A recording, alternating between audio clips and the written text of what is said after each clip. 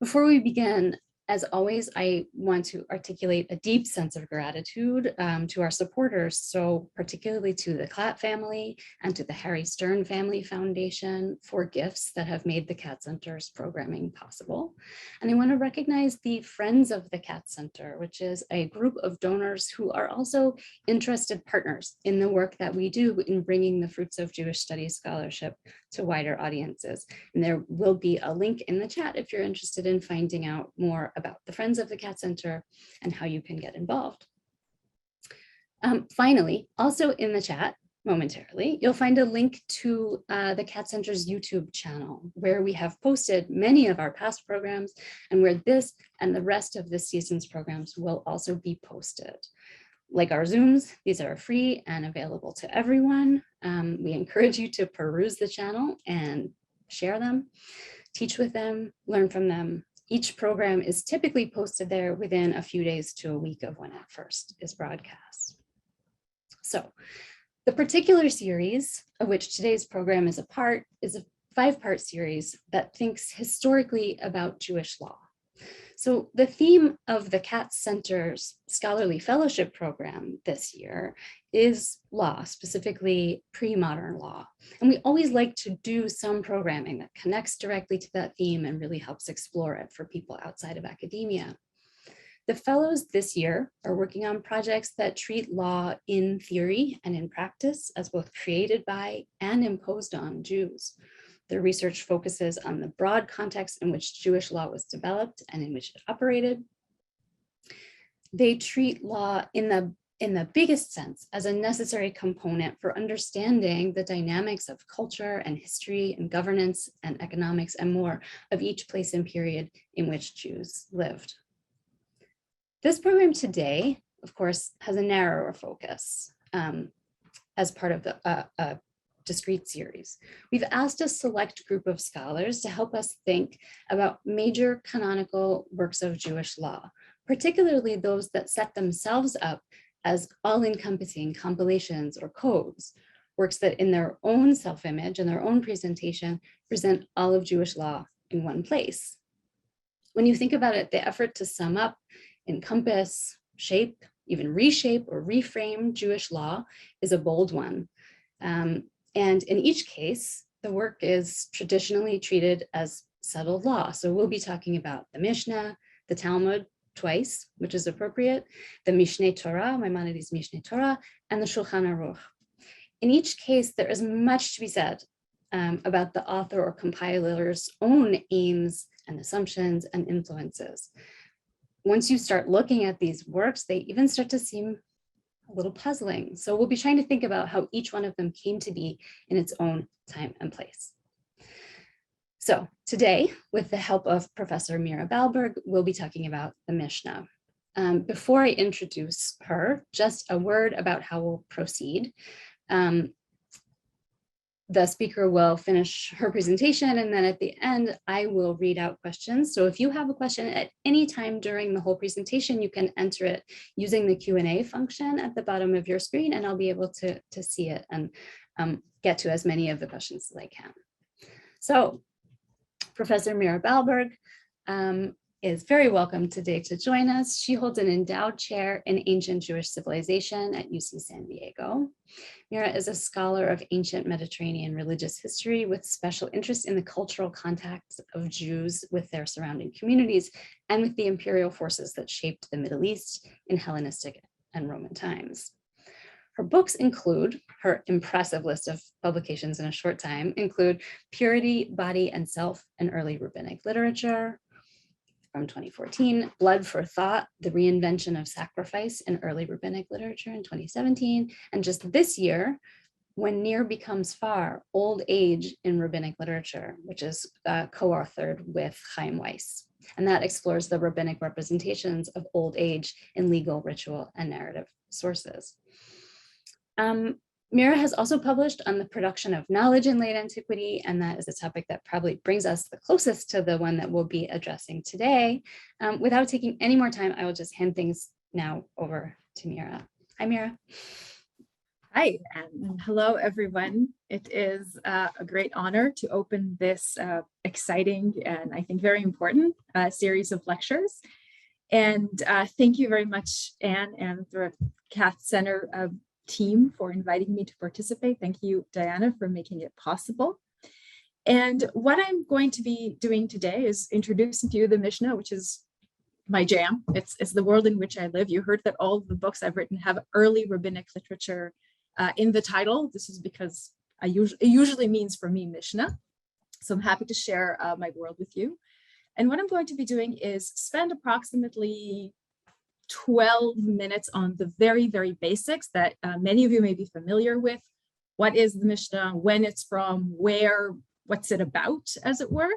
And then dedicate the rest of the time that I have to talking about this aspect of the Mishnah as a law code. And is it a law code? And to what extent? And I don't know who gave this lecture the title Decoding the Mishnah. It was not me, but it's a brilliant title because I'm actually going to present to you the question of whether this is a law code in the way we usually think about law codes. And ultimately, what I will try to persuade you of is that even if this is not, the Mishnah is not exactly a law code, this is more than anything else the text that defines for many centuries how Jews will think about law. So let's get started, and I'll start by sharing my screen.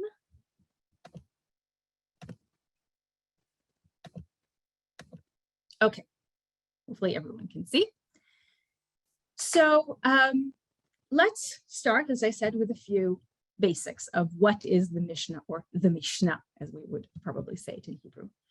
So where, when, and who. The where is Roman Palestine, or Eretz Israel, as the people who created the Mishnah called it, mainly in the Galilee. This is where most of the Jewish settlement at the time is happening. In this map that you have before you, you see the region that's below the Galilee called Judea. At this point, we're talking about the 2nd, 3rd century. It is no longer called Judea. It is called Syria, Palestina, so hence Roman Palestine. The time, the assumption that cannot be verified with great certainty, but the assumption is that the Mishnah was compiled, that it kind of reached its final form in the early part of the 3rd century CE, around the year 220, but it doesn't mean that it was written at that time. By the way, it may have not been written at all. I'll say a word about that in a minute. It has earlier materials, but the final form apparently happened around the kind of 1st quarter of the 3rd century. And who? So the Mishnah does not have an author, no known authors to speak of. It is a collective work of a group that we usually call, for lack of a better term, the rabbis, or again, traditionally known as Chazal, our sages of blessed memory. Who are those rabbis? The rabbis of late antiquity is sort of a generic title for a learned Jewish elite, that what distinguishes it from other Jewish elites and other Jewish learned people of antiquity is that they have this concept of oral Torah to which they're very dedicated. So in addition to the written Torah, the Pentateuch, the 5 books of Moses, or the Bible in general, there's also a sense that there's this whole world of commitments and explanations and knowledge that is passed down, or was passed down orally, and that they are the ones who are sort of the authoritative keepers of that knowledge.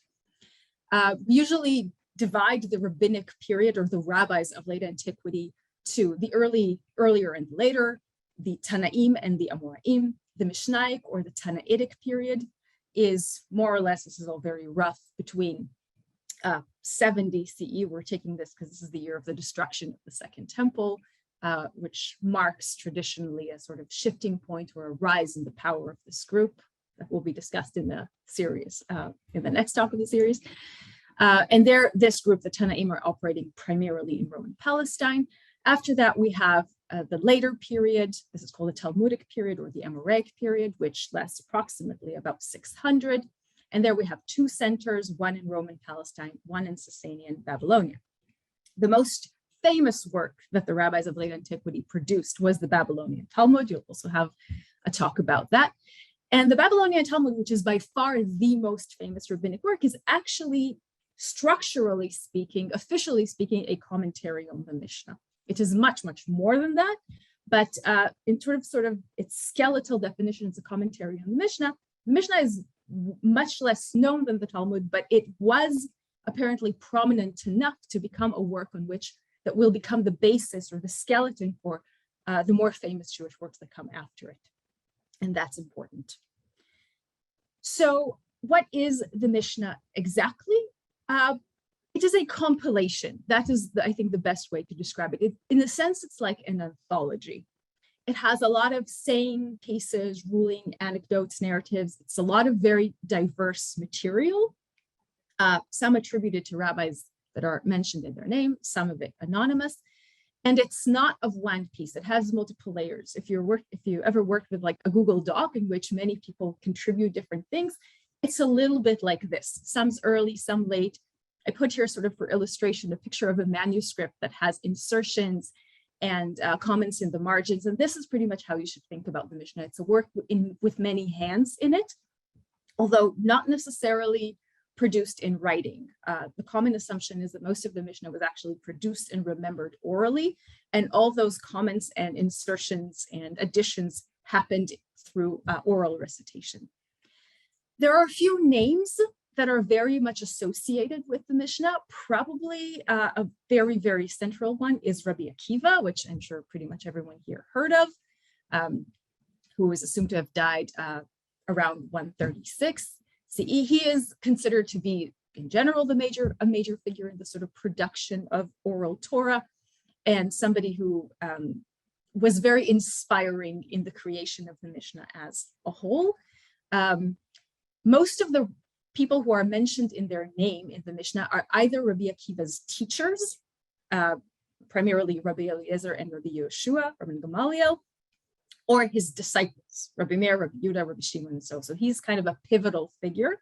Although how much of this is historical and how much of this is sort of later representations, we don't really know.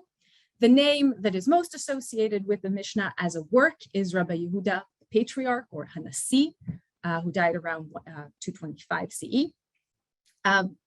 It is commonly assumed that he was the one who put the final touches on the Mishnah and kind of made it what it is. Again, what this means is a big question mark. How much was his work?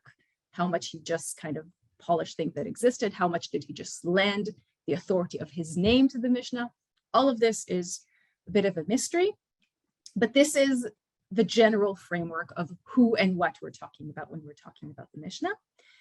One other thing that the Mishnah doesn't have, in addition to an author, is an introduction.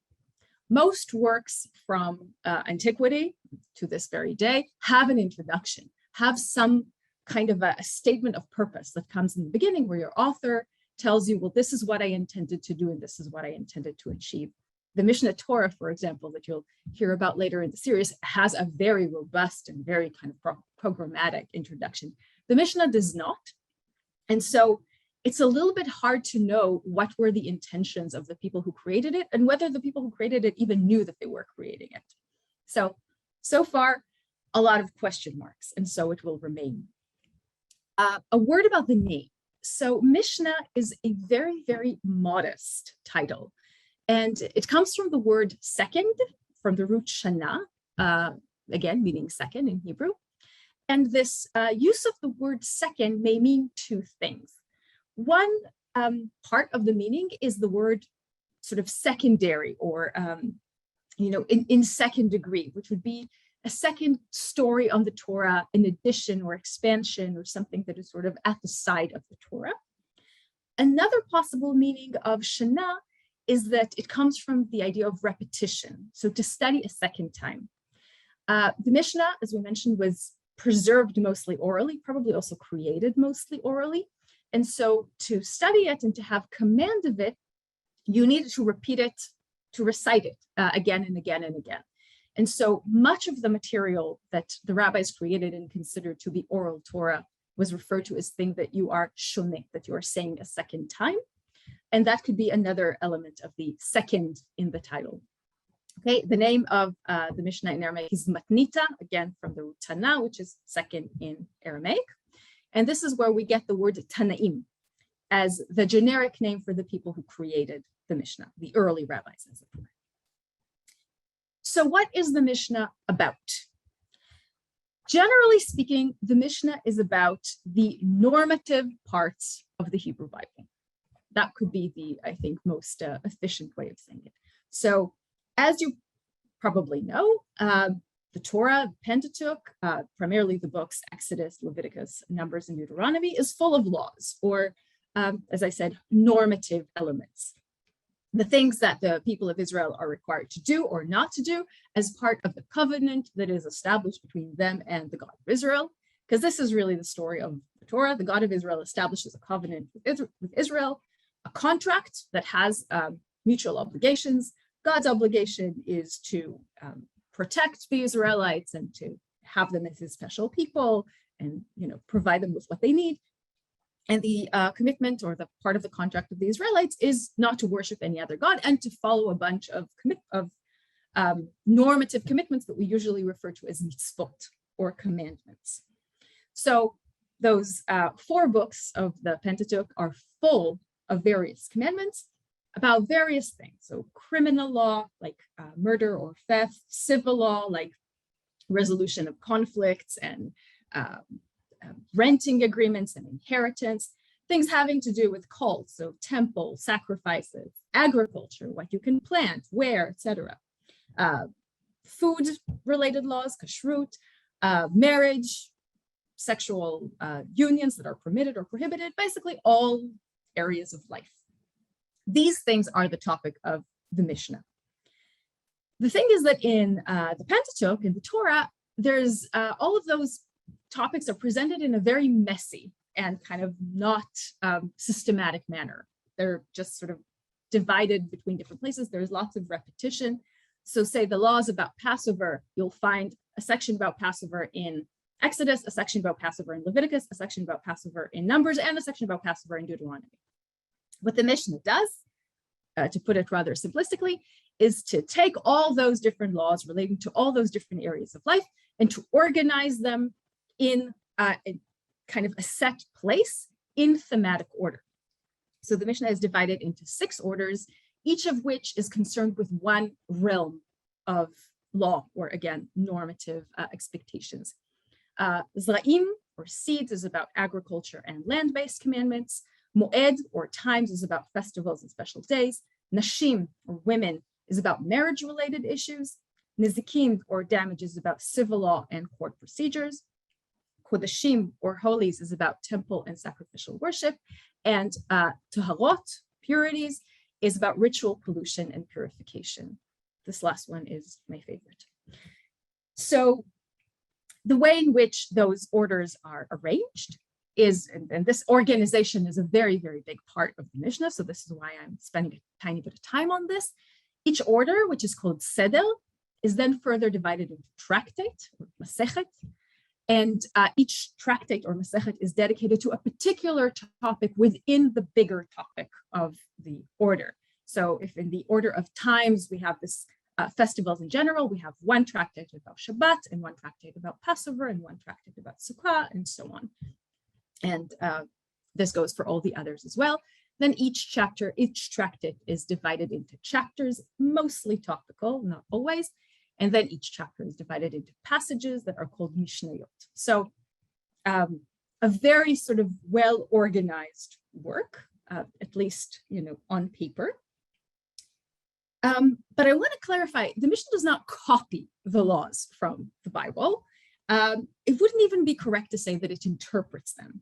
It kind of uses those biblical laws as a point of departure, or as a stepping stone, to talk about, sort of to create a whole synthetic picture of what it is to live as a Jew, as they perceive what living as a Jew is, in line with those normative requirements of the Torah. So you could say that those biblical laws are kind of like a tiny, tiny grain of sand around which the Mishnah creates this huge, very robust shell of more and more and more and more details. One sentence in a biblical law can turn into a tractate of 30 chapters in the Mishnah, and that is pretty much what happens. So let me just give two examples to show how that works. One example is from Shabbat. Okay, so in the Torah, we pretty much get one sentence about Shabbat, believe it or not, in terms of what you can do or not do in it. Remember the Sabbath day and keep it holy. 6 days you shall labor and do all your work, but the seventh day is the Sabbath to the Lord your God. You shall not do any work, your son, your daughter, your female slave, your slave talk, etc., etc. This is what you get. Don't do any work. One other place says, you can't leave where you are. Another place says, don't light fire. But that's pretty much what it is. Don't do any work. What the Mishnah does is say, like, okay, what is work? So it takes this idea of don't do any work and then starts zooming in and looking and sort of increasing the resolution, as it were, of this law and saying, what does work consist of? And what we get, this is in a passage from the Mishnah tractate Shabbat, you get a list of 39 labors that define the word work in different areas of life. So agriculture, one who sows, one who plows, one who reaps, one who gathers sheaves. In the making of garments, one who shears wool, one who whitens it, one who combs it, one who dyes it. In things like hunting and cooking and slaughtering, writing, building, lighting a fire, extinguishing a fire.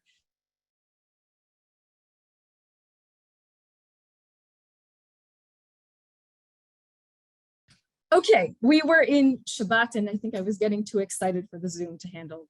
All right, as we were saying, and again, I'm very, very sorry about this. Everybody can see, I hope, and it's okay. As I was saying, the idea is really to zoom in, to take every commandment and really open it up more and more and more and look at all the details. So if we have a commandment like writing, then we're saying, okay, what is the minimum of writing? 2 letters, or erasing 2 letters in order to write 2 letters, but then, well, writing with what? On what? If you're just making like lines in the sand, is that considered writing? And so on and so forth. So everything is kind of increased tremendously. Taking one more example from Deuteronomy, the divorce law. So there's one line in Deuteronomy about divorce, and it tells us that when a man is not pleased with his wife, he can send her away from his home after giving her a certificate of divorce. And the law in Deuteronomy is not even that concerned with the divorce itself. It's more concerned by saying that if this woman then went and married somebody else, then she cannot go back to her husband after she has already married somebody else. But there's a whole tractate in the Mishnah, tractate Gittin, that talks about divorce certificates, and start looking into those deepest issues having to do with what divorce is. And it starts with all kinds of questions like, can you use a messenger to give a divorce? Because it says that the husband has to give it directly. And what if the messenger loses it? And when and how and whom will it write the divorce certificate? And can you reuse a divorce certificate? And can you make a divorce conditional? Can you say, for example, well, I'm going on this long trip and it's dangerous and I may not come back. So if I don't come back within 3 months, this will be a divorce. And all the things that can go wrong with writing a divorce certificate and so on. This tiny sentence becomes a whole tractate. And there's many other examples. And the creators of the Mishnah were very aware of the fact that this is actually something that goes well beyond the Torah itself. That this is a huge expansion of the Torah, not only to details that the Torah does not even think about, but even sometimes to topics that the Torah didn't think about. And there's a very famous Mishnah in Tractate Hagigah that kind of says very openly, we have taken something very, very minimal and basic and turned it into this huge, robust thing. It says regarding the Mishnah's law that one area specifically, the dissolution of vows, they say hover in the air and have nothing in the Torah to support them. This is pretty much something we made up or created a bit like on a thin air. Many other laws, they said, the laws of Shabbat, festival offerings, the misuse of consecrated property are like mountains hanging by a hair, as they have little written about them in the Torah, and yet the Mishnah's discussions of them are numerous or, robust, very big. And then they say there's some things like monetary law, sacrificial rites, ritual purity and impurity, and the laws of forbidden union that have things to support them, and these are the bodies of the Torah. So we had more to work with, but it's still very, very much expanded. Okay, so this is sort of the basic introduction about what the Mishnah is, this like huge building that is created out of the grains of sand of the Torah. And again, my apologies for that being cut in the middle. And now I want to get to the second part, which is asking the question of what the Mishnah is effectively, or is it, would we say that it is a law code after everything I've described? So many people assume that the Mishnah is a commentary on the Torah. They sort of have this edifice in mind where they think like, okay, we have, stratas of commentary on top of commentary. The Mishnah is a commentary on the Torah, the Talmud is a commentary on the Mishnah, and so on. That's not really accurate. To some extent, like I mentioned, the Torah is at the basis of the Mishnah, but we can't really say it's a commentary because it does not represent itself in any way as sort of subordinate or continuing from the Torah. As a matter of fact, it almost makes the Torah obsolete. It does not quote very much from the Torah. It does not say, okay, so, Leviticus 5:10 says this and this, and now we want to interpret it further. You can read the Mishnah and kind of not know that the Torah is a thing. The Mishnah presents itself as very independent and very self-standing. And that in itself is a huge innovation. And it shows some of the audacity of this work. In a sense, it is the first Jewish work that we have that does not attempt either to rewrite the Torah, to present itself like in the language and in the style of the Torah, and also doesn't present itself as, a line-by-line commentary, but rather does its own thing, relying on the Torah, but not really letting you know that it's doing it. So that's not a good definition. So another definition, is this a law code? Which brings us to sort of the theme of this lecture, or this lecture series. In some ways, yes. Yes, because as I said, this is about the normative parts of the Torah. And you could say that what the Mishnah is doing is it is trying to take those normative injunctions and say, okay, now how do we do them in practice? So it says, don't work on the Sabbath. Well, what does it mean for me? What are the actual practical implications of that?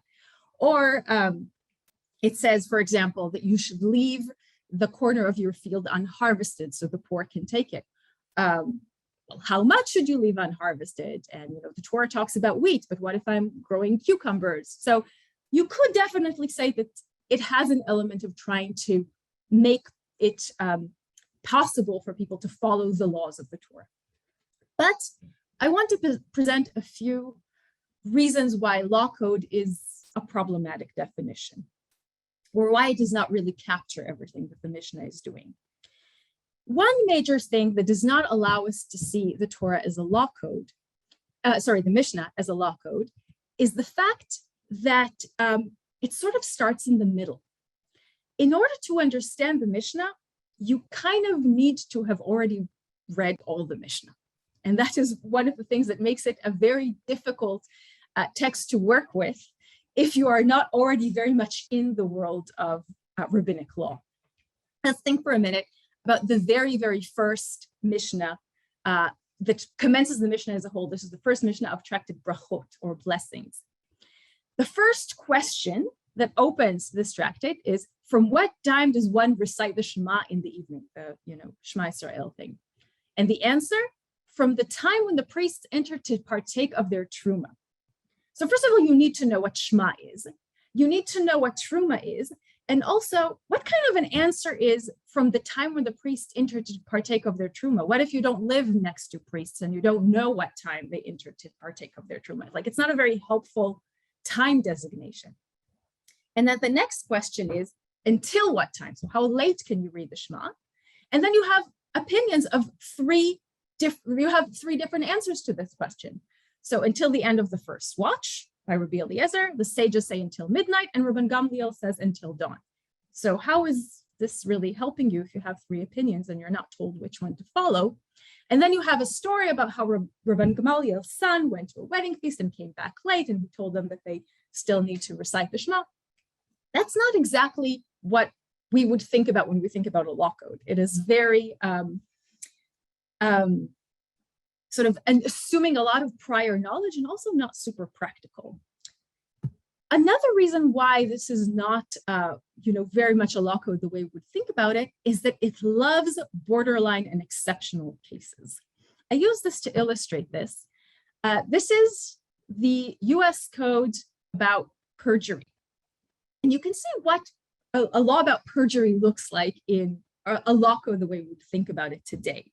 First, you have a definition.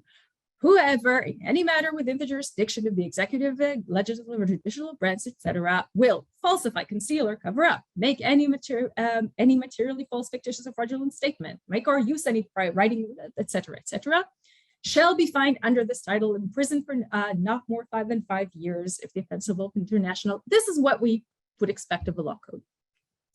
Tractate Makot of the Mishnah deals with false witnesses. But the case with which it chooses to start is the case of somebody who testified that somebody is a priest who is the son of a divorced woman, which means he's kind of a second-class priest.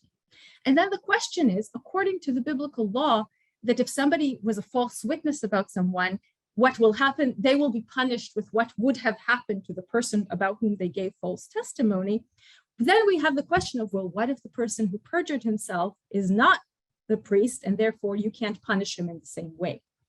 So you're not starting with any definitions. You're not starting with any laws about what the offense is and how it is to be punished. You're starting immediately with the exceptional case of, yeah, we have a law about perjury.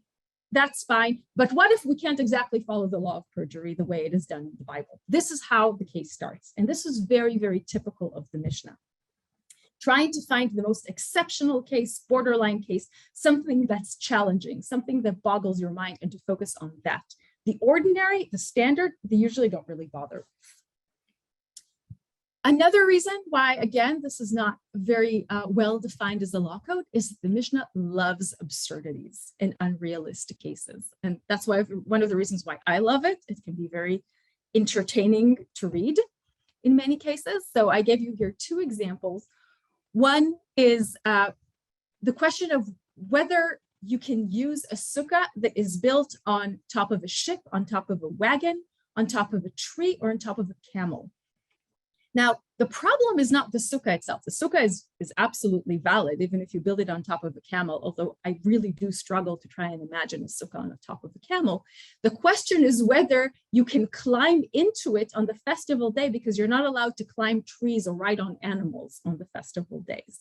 So not a very likely case if we're thinking about something that people who are concerned with creating a code of law would deal with.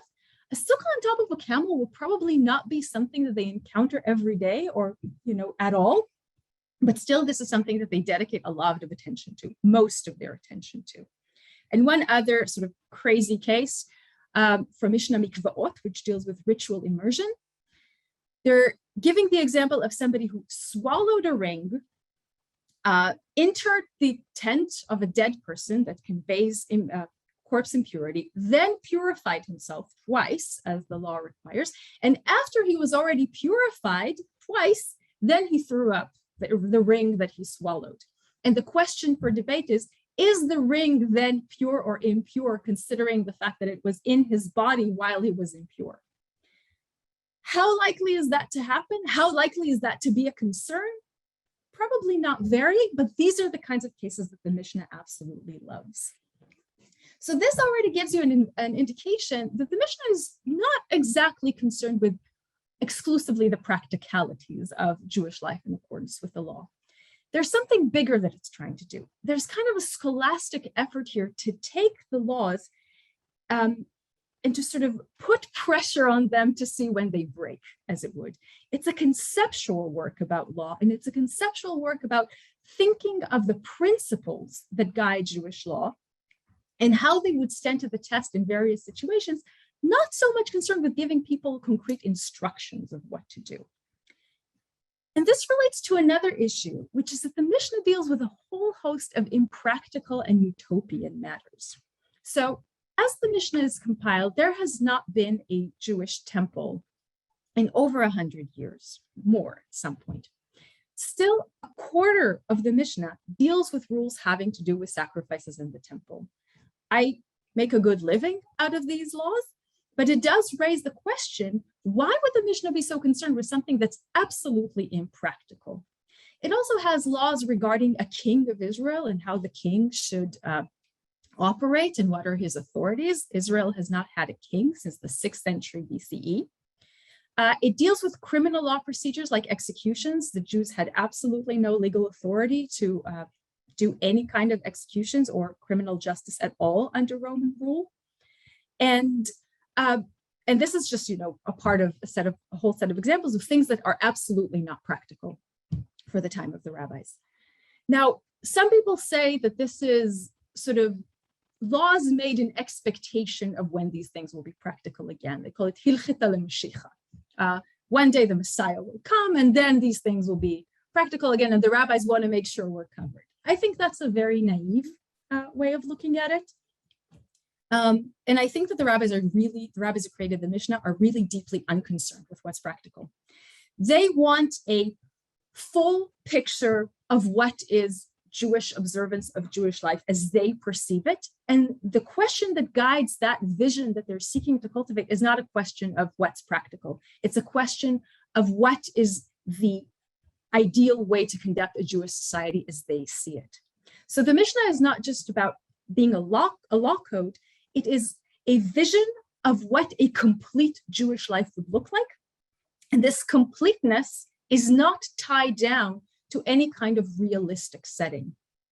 And it is important to note that the Mishnah does not really divulge the fact that Jews are not living an independent, sovereign life in a place with a temple. Sometimes here and there, there's some mentions of Romans or Roman rule. It's very infrequent. And you can kind of read the whole thing without knowing that there's no temple and no Jewish, criminal courts and no king. It's kind of existing in its own imagined space in many ways. And I think that's the point. I think more than anything, the Mishnah create an imagined space governed by Jewish law as they perceive it. To this, I want to add that a lot of what the Mishnah is very non-legal at all. If some of you have familiarity with the Mishnah, I'm going to venture a guess that the tractate that most of you are familiar with is a tractate called Avot, fathers, or some people call it the ethics of the fathers, which is not about law at all. It's kind of sayings about good life and virtues and how a wise person behaves and what is ethical kind of way of conducting yourself and the values of Torah studies. This is, just one very famous quotation from Tractate Avot. It's kind of the rabbinic version of live, laugh, love, or something like that. And so this is the most famous tractate in the Mishnah. That's the one that everybody knows, even though it's a little bit atypical. The Mishnah is also full of stories and anecdotes about sages, sometimes to show their virtues and their good qualities, sometimes to show exactly the opposite. It has some, not a lot, but some cosmology and theology and myth. It has almost every tractate ends with some kind of statement about the merit of Torah study or some kind of positive expectations to the future. It is concerned with presenting chains of transmission, who learned from whom, who got information from whom, how courts decided in this case, what was the tradition once and how it changed. So there's a lot in the Mishnah that's actually not legal at all. And that too gives us an indication that law code is not quite the right definition for it. So what is it then? And with this, I will conclude. I will say that more than it is a work of law, it is a work of a vision about law. That what the Mishnah does is present a vision or an idea of what Jewish law is that has really had enormous influence for centuries to come. Basically, I think the biggest message of the Mishnah is that law is total, that there is no realm of Jewish life that is not governed entirely by law, from the way you're going to tie your shoes in the morning to the way in which you're going to treat laryngitis. There is nothing about which the Torah, as the rabbis perceive it, their Torah, has nothing to say. So they're creating a vision, unlike the vision of the Torah, that says every single aspect of your daily life should be governed by law. And not only governed by law, but governed by very clear ideas of how, of the fact that there's a right way to do everything. So, for example, if you found a lost object, it's not just that, like, okay, you found a lost object, return it to whoever lost it, which is what the Torah says. There's going to be a procedure of how you're going to return it. There's going to be a procedure of how you're going to let the other person claim it, how you're going to declare it, how many times you're going to declare it. Every aspect of life, even if it's just like kind of good civil behavior, is then broken down into pieces. And your subordination to those very specific procedures and to the totality of law is what constitutes your Jewishness. So I would say that, you know, more than belief in one God, more than ethnic identity, more than ancestral loyalty, the Mishnah's flag planting is being a Jew is living by the law as the rabbis interpret it, which of course also makes the case for the rabbis themselves, which ties it to the next lecture in the series by Simcha Gross, who will talk about the rise of the rabbis. You could say that the rabbis are, for them, the Mishnah is sort of their statement of purpose. That's the way they represent themselves and the way they represent why they are necessary, because the law becomes this huge edifice that you can't really approach without their mediation. This is an interpretation of Judaism for their era, for a time without a temple, for a time without one centralized place, for a time that presents lots of new challenges. So more than anything, I would say it is a book of legal vision rather than a law code, which probably had fairly limited impact when it was created, but had an enduring legacy that I think lives with us to this day. So this is my presentation. Again, I deeply apologize for it being cut in the middle, and I will be very happy to take your questions at this point. Thank you so much, Mira. That was wonderful. I really enjoyed listening to that. I learned so much. There are questions that have been flowing in, so I will start with some of the earlier ones, and to the audience members, you know, if you have more questions, please submit them. I don't know how many we'll get to, but I'll try to pull some of them together into some common themes as we go. So the first one that I want to raise is we have a question from Robert, which actually has a few parts, but one of them is if you would speculate a little bit about the first users of the Mishnah. And I wonder if you maybe even expand a little bit from there to think about who cared, who read this, who were they speaking to? Were they just operating in their, you know, under some trees talking about things like scholars? Can you talk about what the impact was in the immediate reception? This is, I think, one of the biggest questions that has been plaguing the field of ancient Judaism in the last 20 years or so. The assumption used to be that it was an instantly popular work, and that it was used by everyone. That, you know, first of all, that every Jew, certainly in Roman Palestine, where it was created, sought rabbinic guidance, and that the rabbis instantly used the Mishnah when they were looking how to adjudicate cases, that it was this, you know, kind of household book. This question has been, theory has been very much questioned. And today, I think there's a growing consensus that it had extremely limited uses in the beginning, that this work is really a bunch of rabbis talking mostly to themselves, and that the public impact of rabbis at that time was very, very limited. Some people maybe asked them questions sometimes, but they had no official authority of any sort. It seems like initially this is really a scholastic work, not a practical work. It is a work of learnedness in which a certain group kind of defines what it is. And it was really only in the beginning of the 4th century that the Mishnah started to become a central element through which Jewish life more broadly was managed, and it had to do with various changes in the status of, Jews in the Roman Empire, with more Jews moving to cities. But again, I think you'll hear more about that in Simcha Gross's lecture, because it's exactly his topic. So thanks for the question. Okay, so a little bit of a follow-up and taking it in a different direction. A number of people have asked things along the lines of, to put it harshly, how did they get so bold? In other words, one viewer, Davida, writes, the rabbis of the Mishnah seem to have great humility in admitting that their material hangs by a hair. At what point do they or others present this as being God-given and fundamental? And Robert asked it in a different way. He asked, for early disciples of the rabbis or for them themselves, was authority in this tradition or in themselves, or how did they perceive themselves to be getting the authority to erect this vast vision? Wonderful question, thank you. So this is sort of a work in progress. In the Mishnah itself, we do not find many statements about what is the source of authority, or any kind of claims of, well, this is direct revelation from God. As a matter of fact, I would say it would almost be the opposite. Competing Jewish sects at the time went for what they called esoteric knowledge, which means like we just had a revelation, we had a charismatic teacher who told us. The rabbis never do that.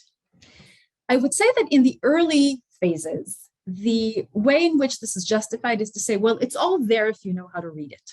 So there's kind of clues in the Torah, perhaps, things that were, some words that should suggest some things, or sentences that were doubled. And if you're going to read carefully, you can figure it out.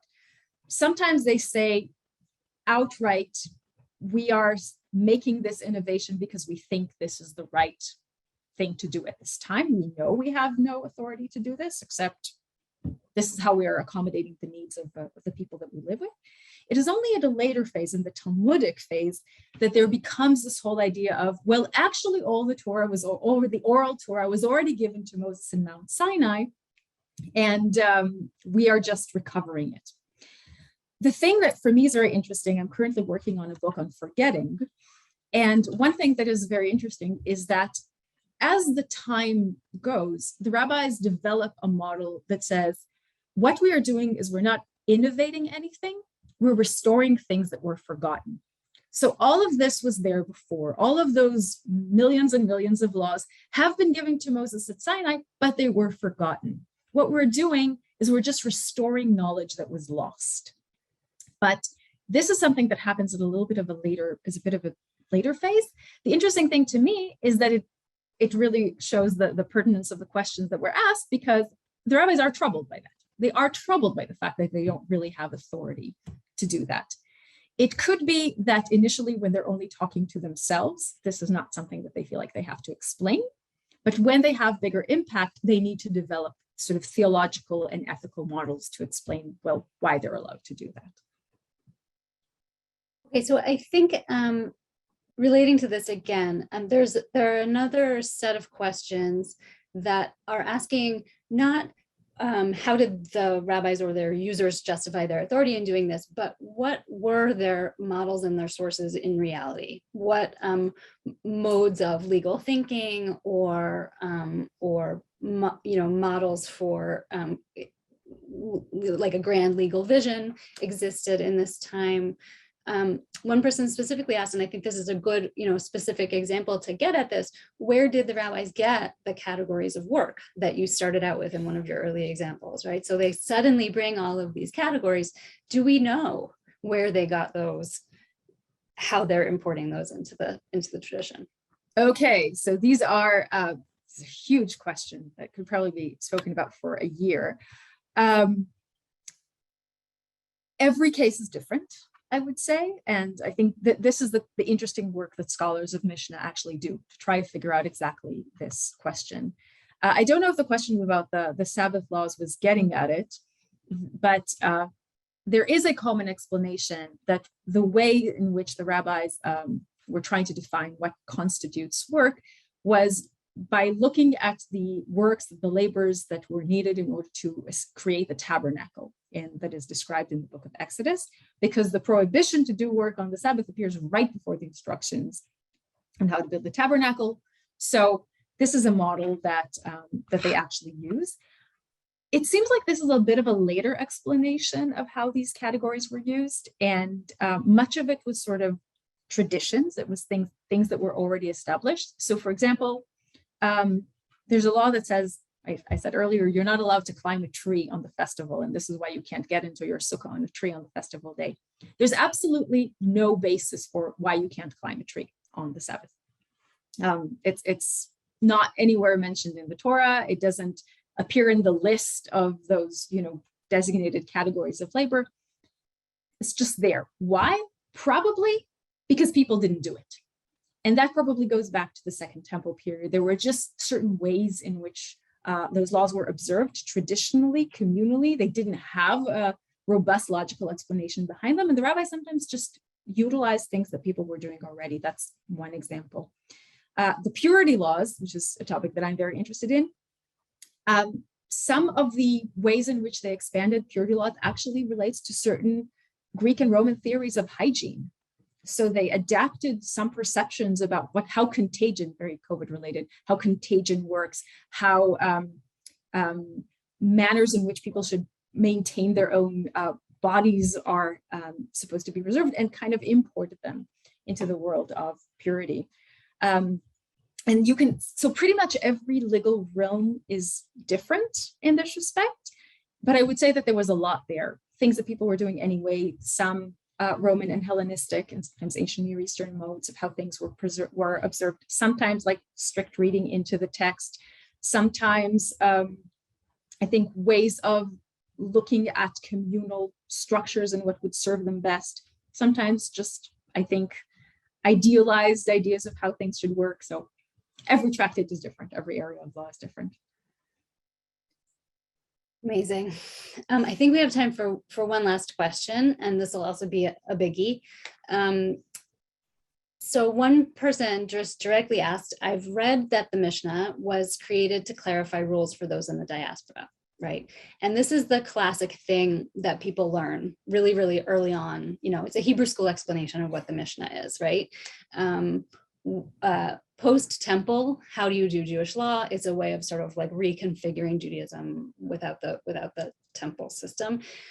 The way that you've described it seems very different from that, right? It can't really be used as a practical compendium for doing Jewish law without the temple, but you do also put it in the context of those early diaspora centuries, right?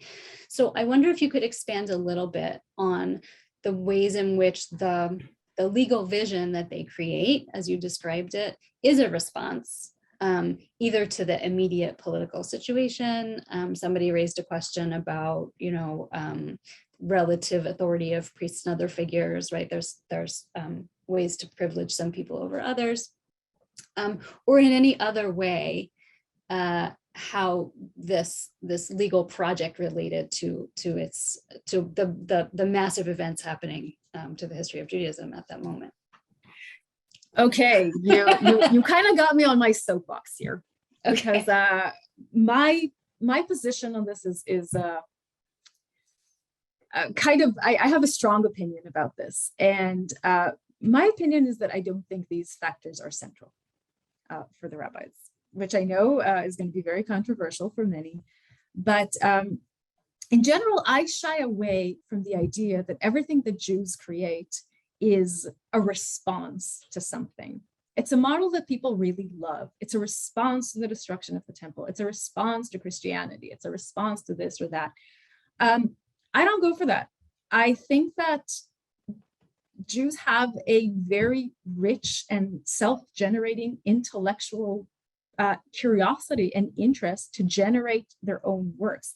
Now, I'm not saying that these events were not cataclysmic and important, but there is, I think, a sense in which there was always an interest in law. There was always an interest in how these things are to be observed and done.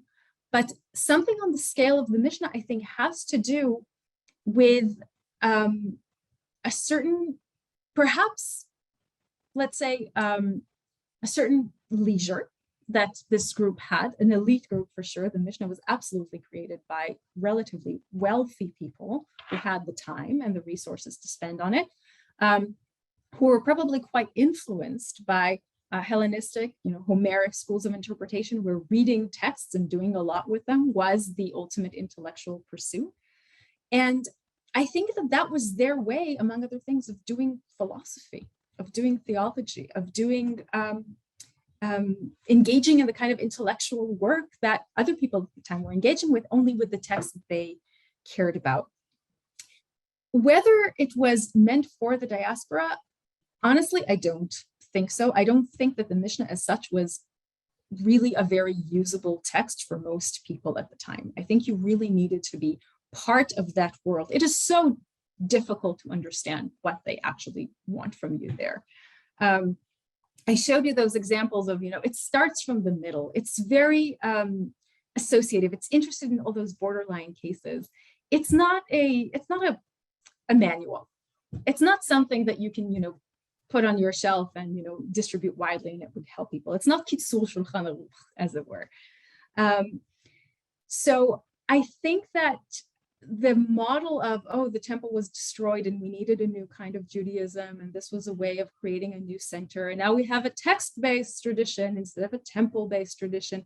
I actually don't subscribe to that. I think, first of all, I think the Mishnah is very temple-oriented, and I will argue strongly that they absolutely do not imagine a Judaism that can survive without temple and sacrifices. And I think the Judaism was also very text-centered before. So I don't think there is some kind of a watershed moment here. I think there's just a group that kind of created its own vision and had the intellectual resources to do it. And something grew out of it. So obviously, this is a topic that I care about a great deal and can say more, but I should probably stop here. We should stop, and for sure something grew out of it. Boy, howdy it did. Thank you so much. I just want to point out also that this leads perfectly in, as you said, to next week's talk featuring Simcha Ros, who will talk about the rise of the rabbis. So thinking about the next generations of people coming in and doing this work leading up to the Talmud.